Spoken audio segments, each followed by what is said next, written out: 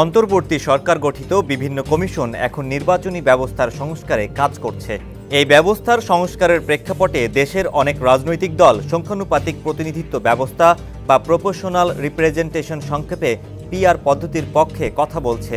এই তালিকায় রয়েছে এনসিপি, জামায়াতে ইসলামী, ইসলামী আন্দোলন বাংলাদেশ, হেফাজতে ইসলাম, গণ অধিকার পরিষদ, এবি পার্টি ও কমিউনিস্ট পার্টি।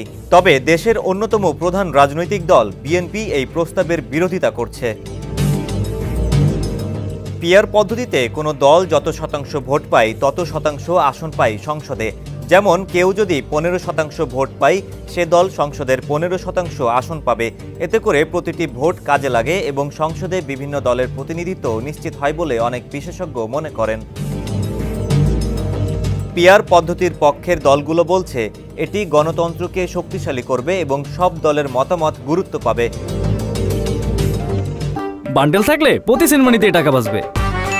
বিকাশ সেনমানি বান্ডেল কিনে জিতুন প্রতি লেনদেনে। প্রচলিত ব্যবস্থায় যে দল সংসদে সবচেয়ে বেশি আসন পায় তারাই সরকার গঠন করে।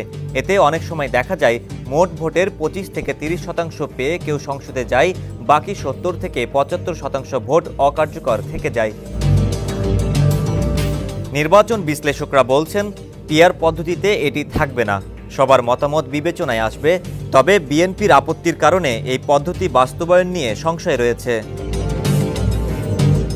ডেস্ক রিপোর্ট, সমকাল।